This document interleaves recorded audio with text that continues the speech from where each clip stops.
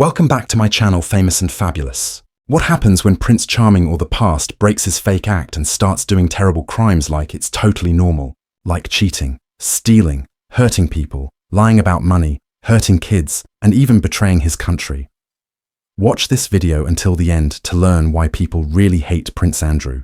Prince Andrew was born into Appalachia, where golden walls kept him from getting in trouble. At 65 years old, the fake nice image around him fell apart, and the man who was supposed to be the royal family's charming soldier is their biggest embarrassment. He has admitted, without saying it straight out, that the world was right all along. The bad stories that followed him since he was young were not lies, not people being mean, but warnings the palace didn't listen to. Before Prince Andrew ever got on a plane, shook someone's hand, or faced trouble, he was a boy who thought rules were only for other people. By 65, when the world finally made hypocrites come out, it became clear he didn't turn mean. He grew up in mean shadows, allowed to tease, bother, and boss people around without getting in trouble. One of the first stories that makes everything scary came from Windsor Castle. According to a writer named Ingrid Seward, when Andrew was about 5 years old, young Andrew walked into the stable yard, where guards and horse workers did their jobs quietly. He made fun of the guards on duty, laughing at their stiff way of standing. He kicked the dogs. He swung sticks at the horses' legs. When the stable workers asked him to stop, he said no. Finally, 2 horse workers got tired of his mean behavior and physically picked him up and threw him into a pile of horse poop, shoveling more poop over him.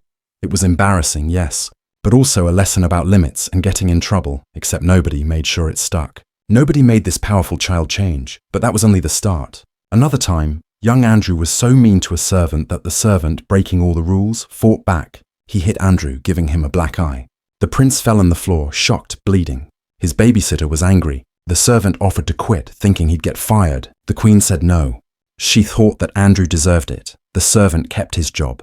The child who could be hit but still stay protected learned something dangerous. Your power comes from making others mad. Your special treatment keeps you safe from their anger. These early things weren't just kid mischief. They looked like early pictures of how Andrew would act when the world was watching. The boy who made fun of guards at 5 was the man who demanded curtains be hung exactly right. Stuffed bears put in perfect order, workers scared by tiny mistakes. The child, whose face was hurt by a servant, became the adult who was hurt with words, with newspaper stories, with people saying he was lying. In the early 1980s, when Princess Diana amazed the world with her beauty and sweetness, Andrew was already getting a very different reputation. He was supposed to be the cool youngest son, good-looking in uniform, the single prince whose love life would excite the public. Instead, he became known inside palace walls as spoiled, stuck-up, and really childish. Houseworkers described him as demanding to the point of being mean, ordering them around with the attitude of a man who thought himself better than everyone, like he was a god. Charlotte Briggs, who used to clean, told how Andrew once yelled at her for leaving a tiny gap in his curtains, embarrassing her over a mistake no one else would see. This behavior wasn't sometimes, it happened all the time. His bedrooms were filled with stuffed animals lined up in exact order. If servants moved a teddy bear or didn't place them the way his map showed, he got angry like a little kid. To people outside, it looked weird. To those who worked for him, it was being mean. A grown man of 35 having tantrums like a boy of 5.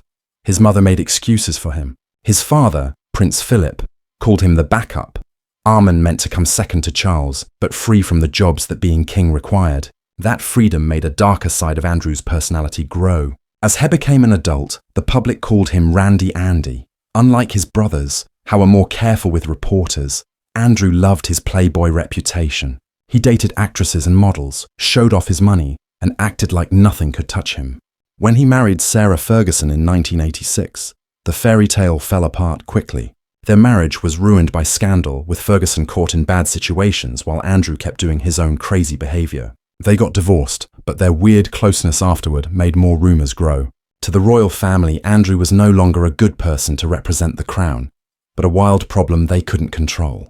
The 1990s made things worse. While Britain had money problems and cuts to spending, Andrew was flying around the world at taxpayer expense. He got the nickname Air Miles Andy for his expensive use of helicopters and private jets, costing the public millions. Newspapers showed his spending habits, his fancy vacations, and his misuse of his military job for free stuff. The public got angrier. asking why this man, who did few important jobs, was wasting money while regular families had hard times. He ignored the criticism, thinking his title made him safe. What no one knew was how far his stuck-up attitude would eventually drag him and the royal family into the dirt. Inside the palace, rumors got louder. Workers noticed his obsession with status symbols. From the number of medals, his uniform to the women he was seen with in clubs and restaurants. He was desperate to be liked but couldn't earn respect. Friends started calling him easy to fool, easily tricked by compliments, and willing to hang out with anyone who made him feel important. This weakness would later become the key to his downfall. By the late 1990s, Andrew's career as a Navy officer had ended, leaving him looking for something important to do. He was given a job as trade helper meant to help British business in other countries. Instead, his job became another scandal. Reports came out about his ties to dictators and businessmen with bad reputations. Stolen US government messages described him as stuck-up, rude, and dismissive, embarrassing British officials who worked with him. He had turned the job into a way for his personal networking, using his royal name for access and favours. The prince, who once represented military discipline, now meant greed and cheating. Newspapers made fun of him constantly, but Andrew still acted smugly confident. He had one protection, the royal family's shield. The Queen protected him, paying his debts, fixing his scandals, thinking Herson's dignity was worth saving. But behind the curtains of Buckingham Palace, the workers had already decided what the public was only starting to think. Andrew was not just childish, he was dangerous to the crown's survival. His selfishness had no limits, his behavior was reckless, and his circle of friends was getting more and more toxic. If you think that's crazy, then you will be shocked when you hear that Ghislaine Maxwell introduced him to Jeffrey Epstein. Andrew saw only the fancy stuff, the private jets, the glamorous homes, and the access to models and celebrities. What he did not see or chose not to see was the price of that friendship. Epstein was already whispered about in rich circles already known for behavior that should have warned any good man to run away. But Andrew didn't run. He welcomed it. He was blinded by greed and status. The people who had put up with his temper, his stuck-up attitude, and his demanding behavior knew exactly why. He had always been this way. The public would later be horrified by the photograph of Andrew with his arm around Virginia Jur's waist, a minor, and Maxwell smiling in the background. To the world, it was shocking. To the palace workers, it was proof. The man they worked for. The man who screamed over curtains and stuffed animals, who demanded obedience, who walked through life without shame, was now shown in the ugliest way possible. This was just the preview. Now you will know the details. Painful, disgusting details. Hope you are ready for it. By the time the 1990s came to an end, Andrew's reputation had gotten so bad that even palace insiders started to question his future. His divorce from Sarah Ferguson in 1996 should have been a fresh start, but instead it opened a new chapter of embarrassment. Only months later, photographs of Ferguson having her toes sucked by her money advisor were all over tabloids. The scandal hurt both of them, but Andrew's refusal to stay away from her confused the public. He lived with her on and off for years after their divorce, making people suspicious that the pair were tied together with money in ways they never fully explained. Meanwhile, Andrew threw himself deeper into the lifestyle that got him the title Randy Andy. His relationships with actresses, models, and rich people were written about almost every week, but his behavior seemed more and more desperate. At one point, he was rumored to have dated Caprice Boré, a relationship that ended with people making fun of them. The once handsome prince was aging badly in the public eye, made fun of as a middle-aged man hanging onto the Playboy image of his youth. When the Queen made him Britain's special person for international trade and investment in 2001, many hoped it would give him dignity. Instead, it gave him a license to do whatever he wanted. In theory, he was supposed to open doors for British companies in other countries. In practice, he turned the job into his personal empire. He flew on private jets, stayed in fancy hotels, and surrounded himself with questionable businessmen. Reports came out about him being friends with Muammar Gaddafi's son, Sif, and other dictator-type people, raising questions about why a senior royal was getting close to dictators. Stolen American government messages in 2010 proved what officials had been saying for years. US government workers described Andrew as cocky and rude, a man who almost was rude when talking about anti-corruption measures. At a tone lunch in Kyrgyzstan, he shocked US and British officials by complaining about journalists and telling them how governments should ignore public opinion.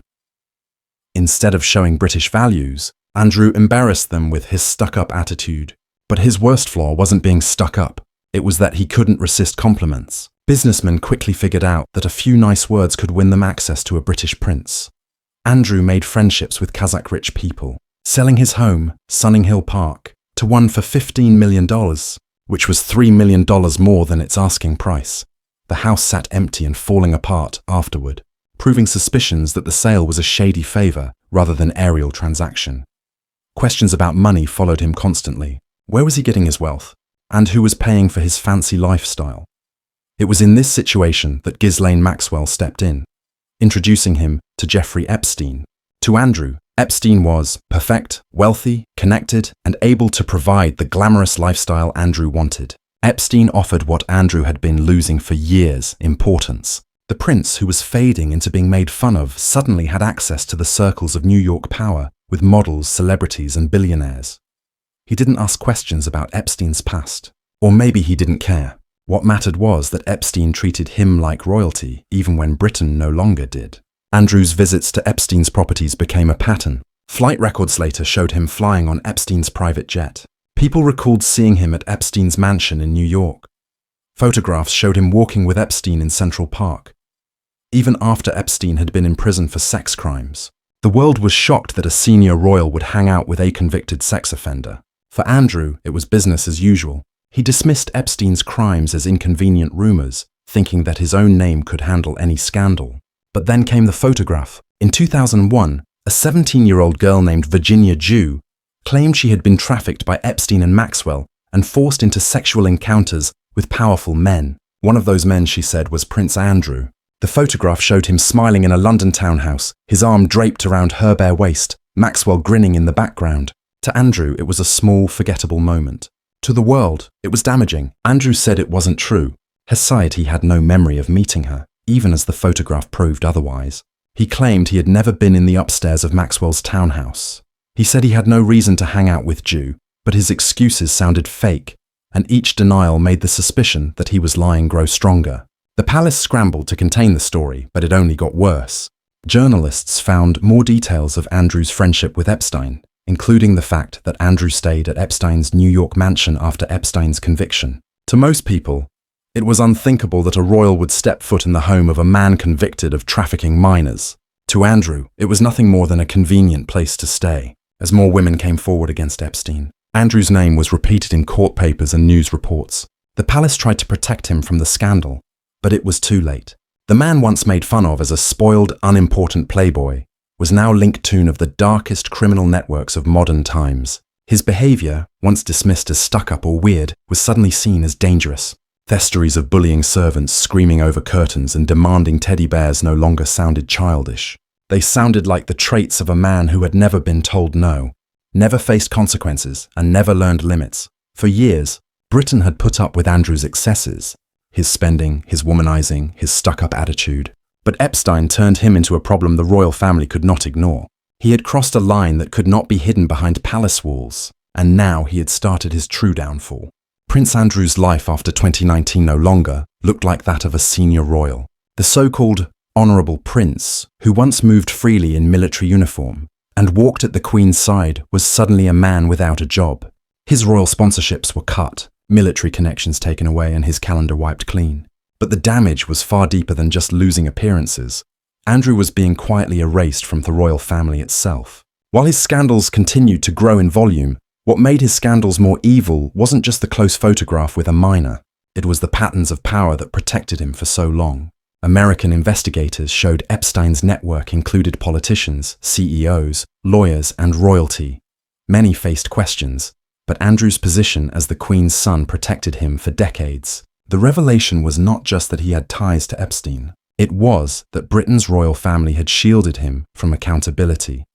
Reports in 2020 showed that the palace had pressured news networks to keep stories buried for years. One ABC anchor was caught on a hot mic, admitting she had the story 3 years ago, but was stopped because it implicated powerful people. Andrew benefited from the silence that ordinary men accused of the same would never have enjoyed.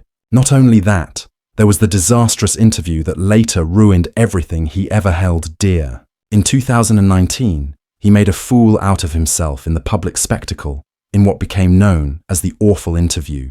Virginia's accusations forced Andrew into an extraordinary admission fight. Andrew claimed he had been somewhere else at a Pizza Express in Woking. On the night, a girl says Jeffrey Epstein trafficked her for sex with him. He talked about memories of fathers, daughters to gain sympathy, but the detail that exploded everywhere was his claim that he didn't sweat at that dance because he had a strange medical condition, something about too much adrenaline in the Fallen's War, he said, that somehow shut off his sweat glands. His inability to sweat had become a shield, a bizarre self-making fun defense. He became known as a man whose most memorable public confession wasn't a cry of guilt, but a refusal. I don't sweat. When accusations piled up, he didn't dig in quietly. That same child who made the guards angry, who kicked horses, who thought pain from workers was a joke, the one who thought the world was his playground. He now finally knew the true meaning of consequences. Shortly after that, he was thrown away by the royal palace as they forced him to announce the news. Prince Andrew announced on the 20th of November, 2019, that he would step back from public duties for the foreseeable future, following his disastrous BBC News night interview with Emily Maitlis 4 days earlier. In the interview aired on the 16th of November 2019, he tried to defend his friendship with Jeffrey Epstein, but instead drew widespread anger. His denial of ever meeting Virginia Jew, his claim that he could not sweat, and his insistence that staying at Epstein's house was the honorable thing to do triggered intense public outrage. Businesses, universities, and charities quickly began cutting ties with him. The backlash was so severe that Andrew issued a statement saying his association with Epstein had become a major disruption to the royal family's work. The Queen approved his withdrawal from duties, marking the first time a senior royal had been forced into semi-retirement, purely because of a public scandal. But that's not all. Even after Epstein died in 2019 and Ghislaine Maxwell's arrest in 2020, Andrew avoided setting foot in the United States. His lawyers fought against attempts to drag him into court. He repeatedly dodged being served papers until Virginia finally sued him in a New York court in 2021. That case was catastrophic for Andrew. The Queen had to pay for part of his settlement, reported to be as high as $12 million paid, not as an admission of guilt but to avoid a public trial. Still, the world understood what had just happened. A prince had written a check to silence accusations of sex abuse, but if the settlement buried the legal fight, it didn't bury their disgrace. The timing could not have been worse. Britain was in economic decline. The royal family was reeling from Prince Harry and Meghan's exit. And then came Prince Philip's death in 2021. At his father's funeral, Andrew walked behind the coffin, but was told to stay out of the public spotlight. Cameras still caught him, his disgraced image, walking silently beside